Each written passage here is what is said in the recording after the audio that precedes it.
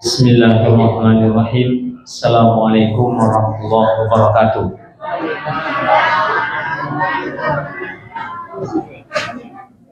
Alhamdulillahi wa kafa, wassalatu wassalamu ala al-mustafa Muhammad ibni Abdillah wa ala alihi wa sahbihi wa mawala wa ba'du.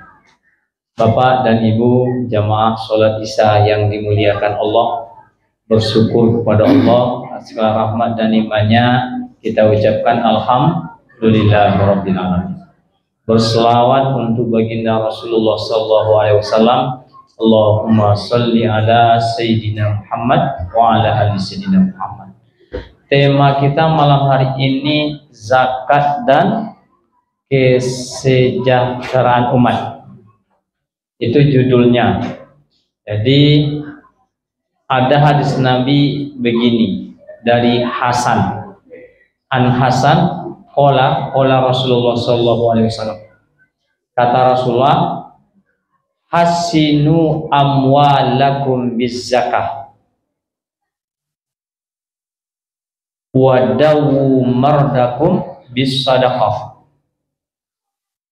wa'iddu lil bala'i ad-du'a. Ada 3. Bentengilah hartamu dengan zakat, obatilah sakitmu dengan sedekah, tolaklah bala dengan doa. 3 yang mau disampaikan. Yang pertama, bentengilah, artinya benteng itu adalah penjaga. Jadi kalau diri kita, fisik kita, tentu dengan cara fisik pula, dengan menjaganya, minimal dengan cara menjaga pola makan. Kalau dijaga pola makan tuh insya Allah sehat. Tapi cobalah anda percaya, siang tadi puaso, tahan makan, lah datang bauko, makanlah gak ompet piriang, insya Allah pasti sakit. Kenapa? Pon kanyang. Minimal sakitnya lah mau salat tarawih ketiba nguok. Kenapa? Ori lah kanyang pak. Lah sama aja ulah itu kan ori itu sudah makan sekanyang-kanyangnya kan bakarunya deh. Nah itu, tapi itu sumber penyakit. Al-batnu ini adalah sumber penyakit. Itu fisik kita. Kalau akal ini juga harus senantiasa disehatkan pak. Cara menyehatkannya bagaimana? Mau berpikir. Tapi kalau tidak mau berpikir, maka otak jaringan saraf itu tidak akan pernah nyambung. Maka itu sebabnya tafakkaru, berpikirlah. Itu cara menyehatnya kan Bapak dan Ibu sekalian. Nah, kalau membentengi harta itu dengan zakat. Zakat itu sebenarnya kalau boleh kita bicara Bapak dan Ibu sekalian, itu adalah penyakit. Kalau seharusnya di dalam harta itu sudah ada yang harus keluarkan zakatnya, tapi tidak dikeluarkan zakatnya, maka itu pun akan menjadi sumber penyakit dan malapetaka untuk harta yang lain. Biasanya seperti itu, ya. Sama dengan diri kita. Kalau seandainya ada tumor dan tumor itu kalau tidak segera diobati, maka dia akan menjalar menjadi tumor-tumor yang lain. Kalau dalam hati ada sakit, tidak segera diobati, maka nanti fi qulubihim maradun fazadahumullahu marada. Dalam hati ada penyakit, tak diobati, maka nanti akan menjalar ke tempat-tempat yang lain. Itu kata Allah. Sama dengan zakat tadi. Zakat itu adalah penjaga dan memelihara daripada harta kita agar dia tetap bersih. Tapi kalau bercampur antara yang bersih dengan yang kotor, maka dia akan menjadi kotor. Nah, itu logikanya begitu Pak. Walaupun dalam Al-Quran disebut sejalan ini, aqimus sholat wa atuz zakah. Dirikan sholat, bayarkan zakat. Ini saja umum, ya. Bayarkan zakat. Nah, ketika dulu di zaman Rasulullah SAW setelah meninggal, kan yang menjadi khalifah itu adalah Abu Bakar Siddiq. Nah, saat menjadi khalifah, maka tantangan yang pertama dihadapi oleh Abu Bakar itu adalah ada orang yang berpendapat zakat itu hanya diberikan kepada Nabi, sementara Nabi sudah meninggal. Ya, berarti tidak perlu lagi mengeluarkan zakat karena Nabi sudah meninggal. Maka Abu Bakar dengan tegas mengatakan, man farraqa baina sholati wa zakat, siapa yang membedakan antara sholat dan zakat. Dia sholat ya, tapi zakat dia tidak mau tunaikan, la uqatilannahum, maka saya akan memeranginya. Dan itu terbukti Bapak dan Ibu sekalian, ya, diperangilah oleh Abu Bakar orang-orang yang tak menunaikan zakat. Kalau seandainya hiduplah Abu Bakar itu hari ini Bapak dan Ibu sekalian, banyak pula kita akan diperangi Bapak dan Ibu sekalian. Sholat ada tapi zakat tidak ada. Nah, padahal zakat itu adalah untuk kesejahteraan umat Bapak dan Ibu sekalian, untuk kemaslahatan bersama. Coba Bapak dan Ibu bayangkan, kalau hanya harta itu tertumpuk pada orang-orang tertentu saja dan tidak mengalir kepada orang yang lain, maka boleh jadi dunia ini akan pincang, Pak. Ketika dia pincang dunia ini, maka terjadi ketidakseimbangan dan itu menyebabkan musibah dan malapetaka. Logikanya semuanya masuk Bapak dan Ibu sekalian. Apapun terjadi keseimbangan, maka terjadilah kebinasaan dan kerusakan. Nah, maka itulah sebabnya zakat itu adalah untuk kesejahteraan. Maka wajiblah setiap orang yang mampu untuk menunaikan zakatnya dengan tujuan apa? Yang pertama, khus min amwalihim shadaqatan tutahhirum biha. Ambillah dari harta mereka itu zakat yang fungsinya adalah tutahhirum wa tuzakkihim, membersihkan hartanya dan menyucikan orang-orang yang mau mengeluarkannya. Itulah fungsi zakat itu. Yang berikutnya, tu'matan lil masakin, dan menjadi bahan makan untuk orang-orang yang fakir miskin. Bapak dan Ibu sekalian yang dimuliakan Allah, itu tentang zakat. Nah, dikaitkan dengan zakat tadi, Nabi mengatakan berikutnya, di samping zakat ada namanya sedekah. Kalau zakat itu tentu ada ketentuannya, ada syarat dan rukunnya, Pak. Ya, apa? Sampai senisab kadar harta, mal, sampai 1 tahun, kepemilikan sempurna, itu syarat-syaratnya. Ketika dia sudah ada, maka wajiblah dia dikeluarkan zakatnya.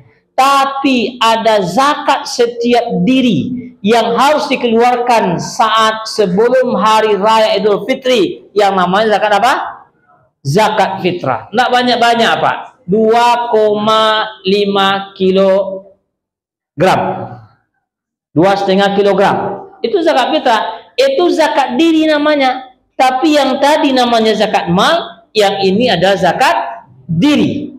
Nah, puasa dia tidak puasa, tapi yang penting dia pernah hidup di dalam bulan Ramadan dan hidup di awal Syawal, maka wajiblah dia mengeluarkan zakat fitrah. Kalau dia tak mampu, maka ditanggunglah oleh kedua orang tuanya. Caranya mudah.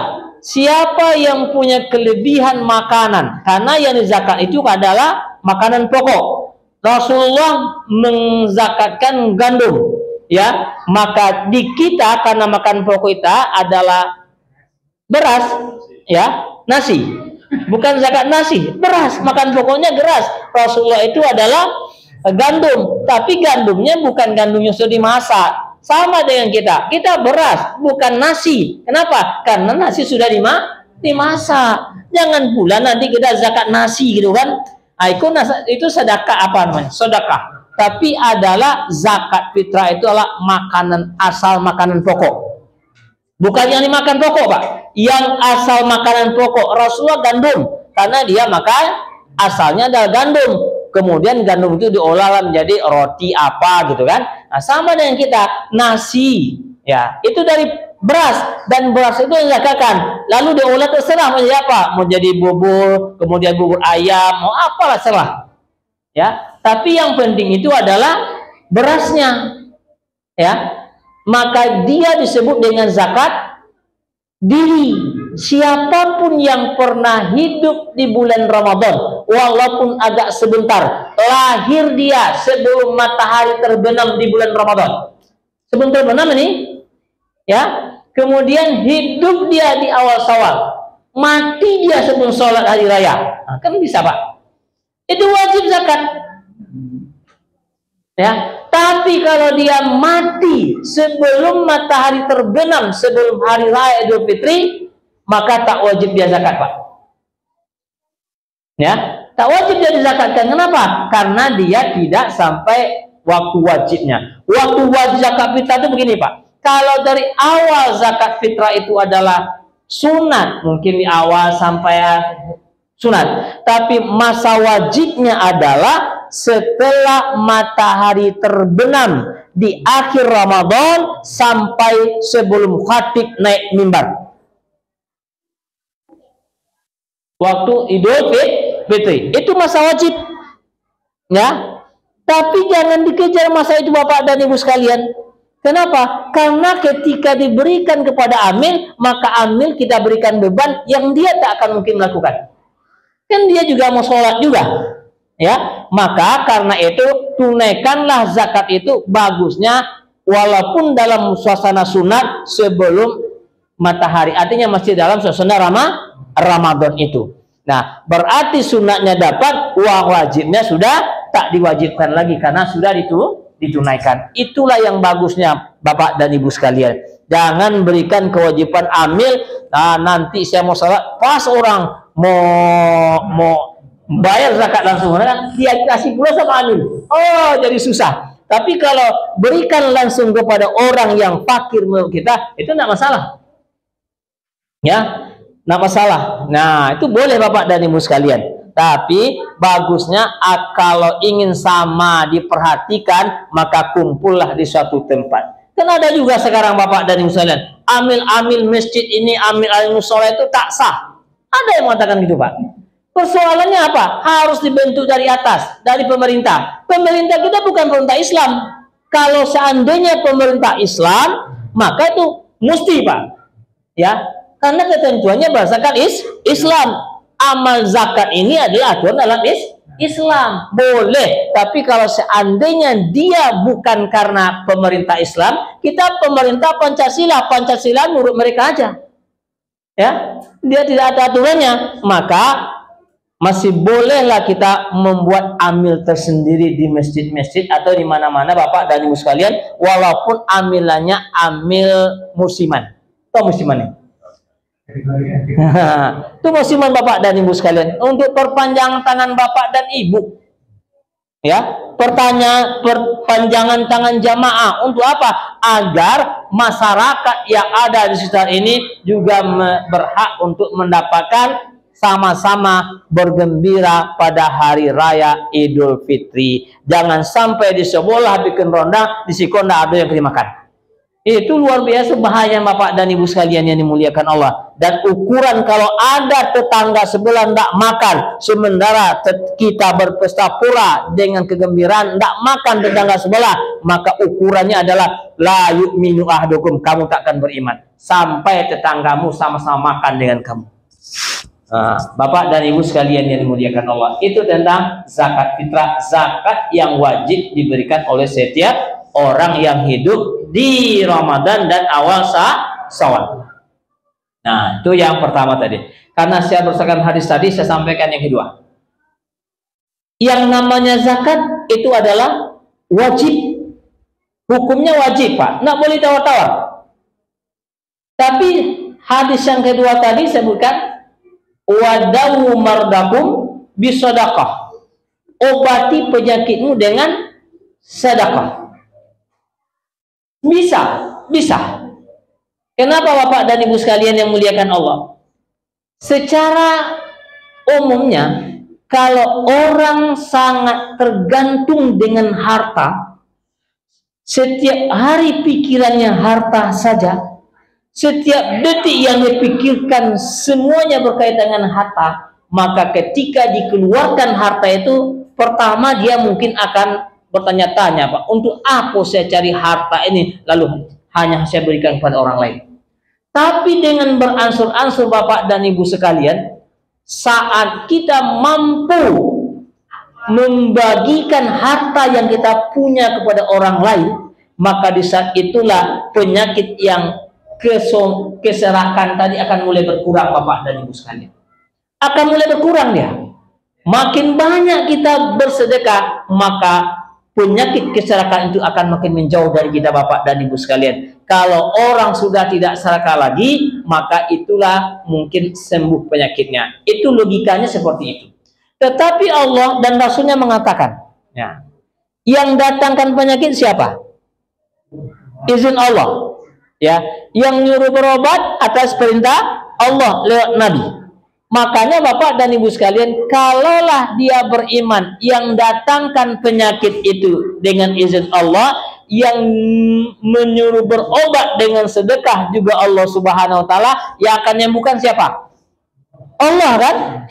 Apa susahnya bagi Allah ketika dia yang menyembuhkan? Gampang sekali Bapak dan Ibu sekalian. Nabi Ayub itu penyakitnya luar biasa, tidak sebanding dengan penyakit kita. Penyakit yang paling parah itu adalah penyakit Nabi Ayub. Semuanya penyakit Bapak dan Ibu sekalian yang dimuliakan Allah, tidak ada. Cuma yang tidak sakit itu hanya lidahnya. Lidahnya tidak sakit. Kenapa? Karena dia senantiasa berzikir kepada Allah Subhanahu wa taala. Kata Allah, Ayub, kamu tidak usah susah-susah. Obatnya ada dekat kamu. Apa? Farkut birijlik, hentakan tumitmu. Hentakan tumitmu. Maka setelah dihentakkan tumitnya, Allah keluarkan air, Pak. Berapa orang sakit menghentakkan tumit? Ada punya kekuatan yang luar biasa? Tidak ada kekuatan. Karena Allah perintahkan, hentakkan tumitmu. Urkut birijlik, hentakan tumitku. Maka ketika dihentakkan, dikeluarkan air oleh Allah Subhanahu wa taala. Kemudian kau minum dan kau oleskan ke badanmu. Maka apa yang terjadi? Sekejap mata itu sakitnya selesai, Pak. Ya, sakitnya selesai. Kita tidak akan seperti Nabi Ayub. Cuma kadang-kadang keyakinan kepada Allah itu tak ada pada kita, kecuali pada bibir. Bibir kita yakin, saya percaya, saya beriman, tapi hati kita tidak masuk iman dalam hati itu Bapak dan Ibu sekalian yang dimuliakan Allah. Makanya orang Arab itu datang kepada Nabi, kemudian berkata, qalatil a'rabu amanna. Orang Arab berkata, kami beriman kepada Allah. Katakan, hai Muhammad, qul lam tu'min, kamu tak beriman.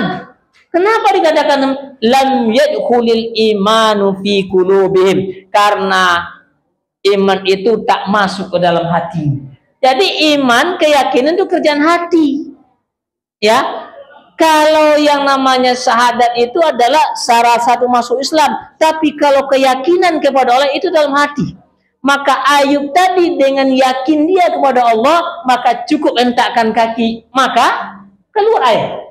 Dan itu pun dicontohkan dengan Hajar. Hajar itu Bapak dan Ibu sekalian yang dimuliakan Allah, di tengah padang pasir tandus, tidak ada orang, dan diletakkan oleh suaminya di padang pasir tandus itu, dia cari air, tapi ya karena ini adalah perintah Allah, pasti Allah tak akan sia-siakan. Apa? Dari bekas hentakan tumit Ismail itu keluar air.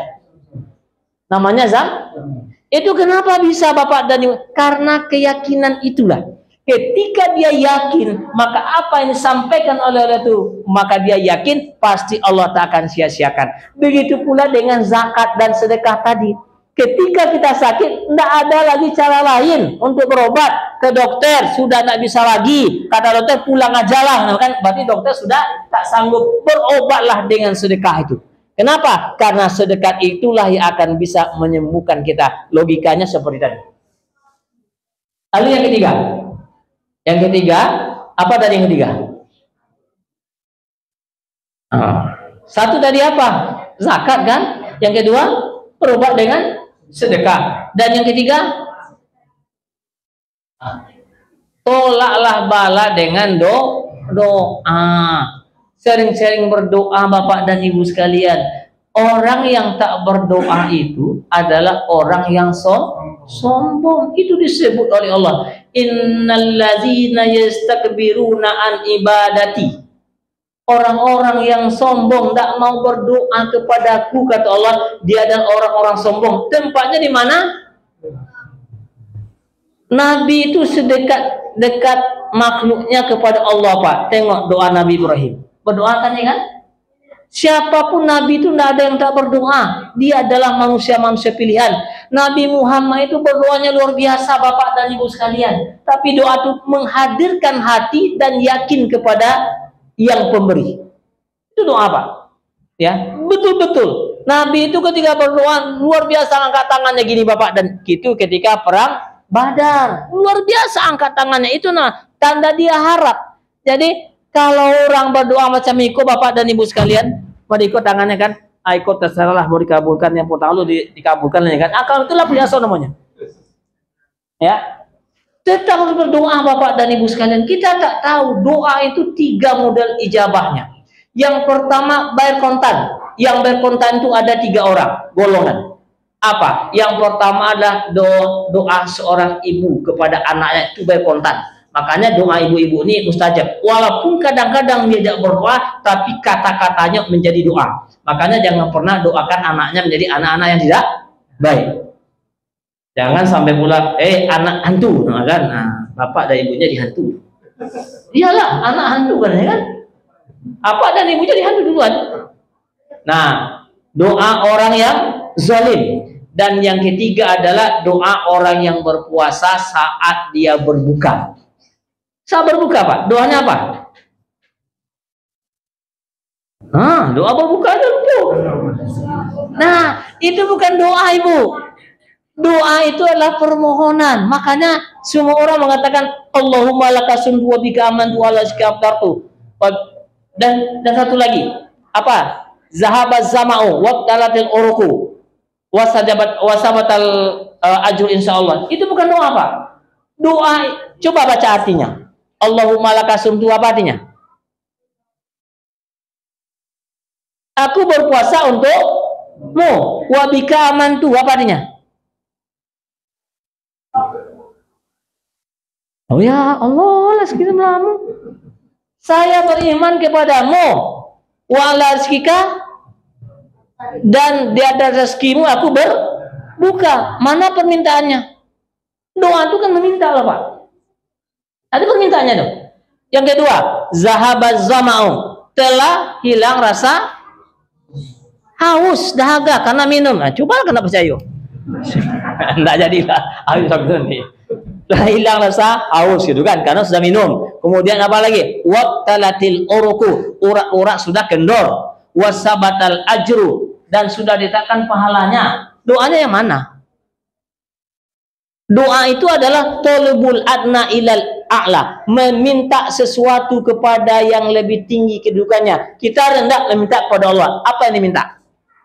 Maka disitulah diselipkan doanya Bapak dan Ibu sekalian. Apa doa yang bagus?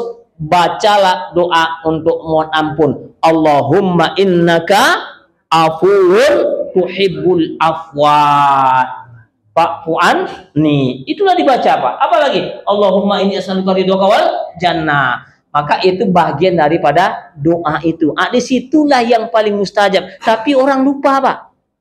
Yang bisa bacanya Allahumma lakasumtu, jangan bacanya zahabaz zama'u. Itu bukan doa, itu hanya pernyataan kita. Sama ketika kita menyatakan inna sholati wa nusuki wa mahyaya wa mamati lillahi rabbil, sama dengan itu. Maka berdoalah Bapak, rubahlah, tambahlah pengetahuannya, sehingga kita saat berbuka itu as-shaim hina yuftir, orang yang berpuasa tatkala dia berbuka, itu adalah mustajab doanya Bapak dan Ibu sekalian yang dimuliakan Allah. Barangkali itulah yang bisa saya sampaikan karena waktu terbatas. Demikian, billahi taufiq wal hidayah. Assalamualaikum warahmatullahi wabarakatuh.